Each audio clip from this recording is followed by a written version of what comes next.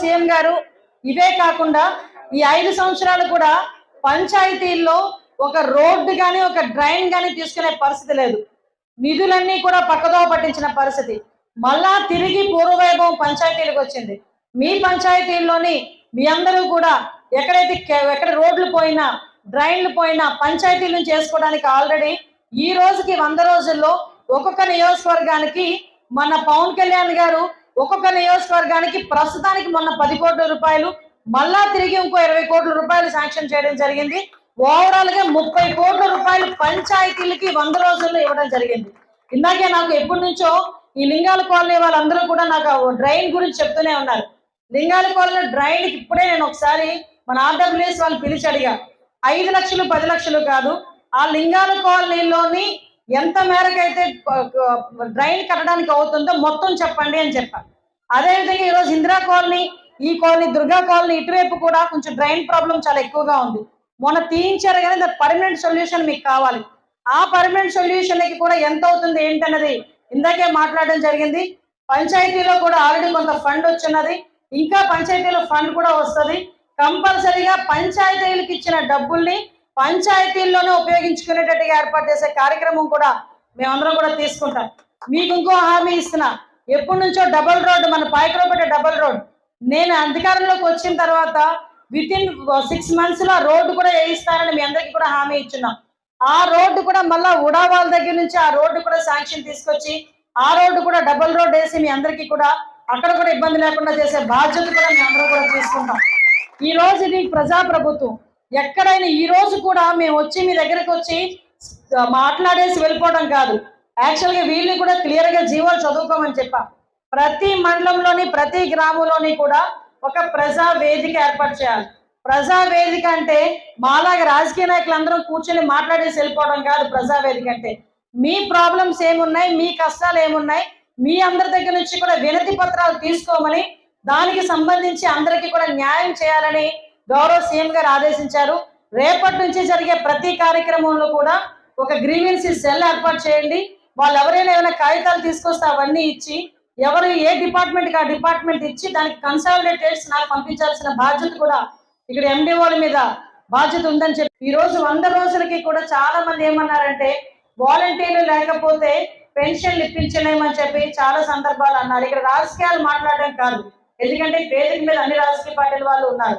కానీ వాస్తవాలు తెలియాలని ఒకే ఒక ఉద్దేశంతో ఈ విషయం కూడా చెప్తున్నా. పెన్షన్లు ఇచ్చేటప్పుడు మే నెల, ఏప్రిల్ నెల వచ్చేసరికి ఎలక్షన్ కమిషన్ వాలంటీర్స్ తో మనం ఇవ్వలేము, వాలంటీర్స్ లేకుండా ఇవ్వలేము అని చెప్పి ఇదే పెన్షన్దారులందరినీ కూడా రోడ్ల మీద నిలబెట్టిన సందర్భం కూడా మీరు అందరూ చూశారు. మీరు నమ్ముతారా, సుమారుగా రాష్ట్రం మొత్తం మీద 32 మంది ముసలి వాళ్ళు చనిపోయిన సందర్భం. ఎందుకంటే మే నెల, ఏప్రిల్ నెల అంటే ఎండలు విపరీతంగా ఉన్నాయి.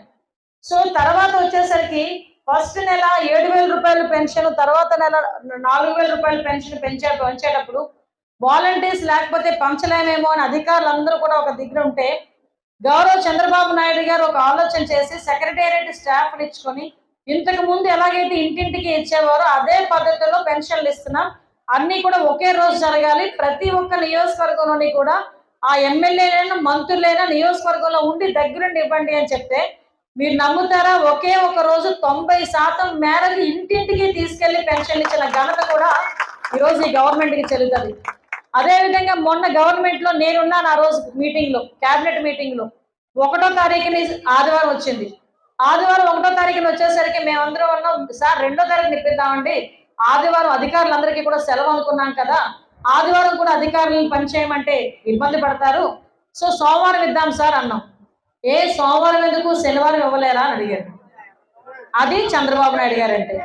చాలా మంది బీఈడీలు చేసుకుని ఉద్యోగాలు లేని వాళ్ళందరికీ కూడా మెగా డిఎస్సి ఏర్పాటుకి ఇంకొక నెల 2 నెలల్లో వాళ్ళందరూ కూడా ఉద్యోగస్తులై మీ పిల్లలు మీ ఇంట్ల దగ్గర టీచర్లుగా చూసే పరిస్థితి. ల్యాండ్ టైం కదా అని అనుకునే పరిస్థితి నుంచి ఆ ల్యాండ్ టైటిలింగ్ యాక్ట్ని ఇమ్మీడియట్ గా రద్దు చేయడమే కాదు, ఆ ల్యాండ్ మీ పాస్ బుక్స్ మీద ఎవ్వరు ఫోటోలు లేకుండా కేవలం మీ ఫోటోలే కొంచెం చక్కగా ఏర్పాటు చేసి మీ భూమి మీదే, మీ భూమి ఎవరికి సొత్తు కాదు, ఎవరు ఫోటోలు కూడా మీ పాస్ బుక్ల మీద ఉండకూడదు అని చెప్పి ప్రతి పాస్ బుక్ ని కూడా ఎవరైతే ఆ హక్కుదారు ఉన్నాడో ఆ హక్కుదారుడు ఫోటో వేసి పంపిణీ చేసిన పరిస్థితి కూడా ఈరోజు ఈ గవర్నమెంట్కి చెల్లింది. అమరావతికి డబ్బులు లేవు, పోలవరం డబ్బులు లేవని 5 సంవత్సరాలు ఖాళీగా వదిలేసిన సందర్భం. ఈ 100 రోజుల్లో మన సెంట్రల్ గవర్నమెంట్ నుంచి అమరావతి మన రాజధానికి 15,000 కోట్లు, మన పోలవరం ప్రాజెక్టుకి 12,500 కోట్లు తీసుకొచ్చిన ఘనత మన ఎన్డీఏ ప్రభుత్వానికి. అంటే ఇవన్నీ కూడా మీకు తెలియాలి. ఈరోజు చాలా మంది డ్వాక్రా మహిళలు ఉన్నారు. వీళ్ళందరికీ కూడా 5 లక్షల వరకే వీళ్ళకి వడ్డీ లేని రుణాలు ఉండేవి. మొన్ననే సీఎం గారు చెప్పారు, వీళ్ళందరికీ కూడా 10 లక్షల వరకు కూడా వడ్డీ లేని రుణాలు ఏర్పాటు చేసే పరిస్థితి కూడా కల్పించమని. అది ఆల్రెడీ జరుగుతోంది. ఇవే కాదు, సీరియస్ గా నేను ఒకసారి చూడాలంటే చాలా యాక్ట్లు ఉన్నాయి. అన్నా క్యాంటీన్ మీ అందరికీ కూడా ఈ 100 రోజులు పరిపాలన ముగింపులో భాగంగా మీ అందరికీ కూడా ఈ పండగ వాతావరణంలో భాగంగా ఈ పాయకరావుపేట మేజర్ పంచాయతీకి ఒక అన్నా క్యాంటీన్ కూడా ఇస్తామని గౌరవ చంద్రబాబు నాయుడు గారు మనందరికీ కూడా ప్రామిస్ చేయడం జరిగింది. అంటే అన్నా క్యాంటీన్ ఇంతవరకు మున్సిపాలిటీస్ లోనే ఇవ్వడం జరిగింది.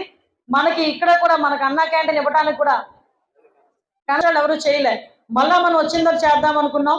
మొన్న నేను అడిగితే కంపల్సరీ ఇస్తామని చెప్పి నారాయణ గారికి కూడా ప్రపోజల్ ఇస్తే నారాయణ గారు కూడా కమింగ్ సూన్ మన అన్నా క్యాంటీన్ లో అది కూడా పెట్టే పరిస్థితి ఈరోజు కనిపించింది. అంటే ఈరోజు ఏ యాక్టివిటీ చేసుకోవాలనుకున్నా ఇవే కాదు, చాలా కార్యక్రమాలు చేసుకోవడం జరిగింది. తుఫాన్ వచ్చిన పరిస్థితి వేరేగా ఉంటది. ఒక రోజు తుఫాన్ వచ్చింది, గట్టిగా వర్షం పడిద్ది, 4-5 స్తంభాలు పడిపోతాయి, వస్తే ఒక 2-3 రోజులు ఇళ్లలో వాటర్ ఉంటుంది, మళ్ళీ వెళ్ళిపోతుంది. వరద వస్తే పరిస్థితి ఎలా ఉందంటే వరద ఒక్కటే వచ్చి రాదు, వరదతో పాటు బురద వచ్చింది. అవునా కదా?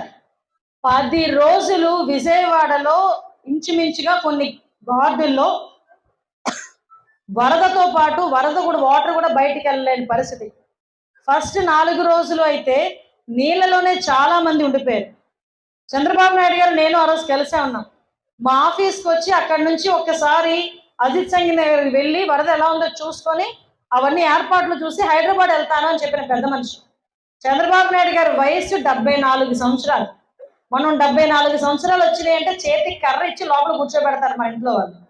అలాంటిది 74 సంవత్సరాల వయసులో ఆయన అక్కడికి వచ్చిన తర్వాత అక్కడున్న పరిస్థితి చూసి బోట్లో ఆయన వెళ్తా ఉంటే నేను అన్నా, సార్ వద్దు సార్ అని. వెనకాతలు ఉన్న సెక్యూరిటీ గార్డ్స్ కూడా అన్నారు, సార్ వద్దు సార్, చాలా ఎక్కువ లోతుందండి, ఇంచుమించు 6 feet వరకు వాటర్ ఉంది, మనం బోట్లో వెళ్ళినా ఇబ్బంది పడతామండి. అంటే మీకు భయం అయితే మీరు దిగిపోండియా, నేను వెళ్తాను అన్నాడు ఆయన. నేను అక్కడికి వెళ్ళి చూసి రావాలి వాళ్ళు ఎలా ఉన్నారో, వాళ్ళ పరిస్థితులు అంటే చూస్తేనే కదా నేను ఏం చేయాలన్నది నాకు తెలుస్తుంది. మీరు నన్ను ఇక్కడ ఆపేస్తే ఎలా అని చెప్పి ఆయనతో పాటు నేను కూడా లోపలికి వెళ్ళా బోట్ ఎక్కి.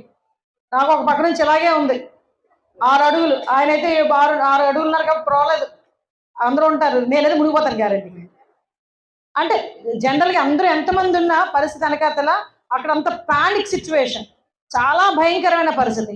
అది చూసి ఆయన వెంటనే హైదరాబాద్ ప్రయాణాన్ని కూడా ఆపుకొని ఇమీడియట్ గా నేను ఇక్కడ కూర్చోవాలి అని చెప్పి మళ్ళా సెక్రటేరియట్కి వెళ్తే లేట్ అవుతుందని విజయవాడకు ఒక బస్సు తెప్పించుకొని ఆ బస్సులోనే బస్సు ఏర్పాటు చేసుకొని సుమారుగా 10 రోజులు ఆయన ఆ బస్సులోనే ఉండి వాళ్ళందరికీ కూడా సహాయ కార్యక్రమాలు చేశారు. అది కాదు, ఆ రోజైతే తెల్లవారుజామున 4 గంటలైంది, ఆయనతో పాటు నేను ఉన్నాను. 4 గంటలకు వెళ్తూ మార్నింగ్ మళ్ళీ 6 గంటలకల్లా కూర్చుందాం అన్నారు ఆయన. 6 గంటలకల్లా మళ్ళీ ఫీల్డ్ మీదకి వెళ్దాం అన్నారు ఆయన. అంటే సుమారుగా నీళ్ళలో దిగారు, బురదలోకి దిగారు, డ్రైన్ వాటర్ వచ్చేస్తే ఆ డ్రైన్ వాటర్లోకి దిగారు, ప్రొక్లైనర్లు ఎక్కారు, అదేంటది మన ట్రాక్టర్లు ఎక్కారు. ఏమి చేసినా ఆ లాస్ట్ ఉన్న వాళ్ళకి కనీసం భోజనం అందాలి, మంచినీళ్ళు అందాలి.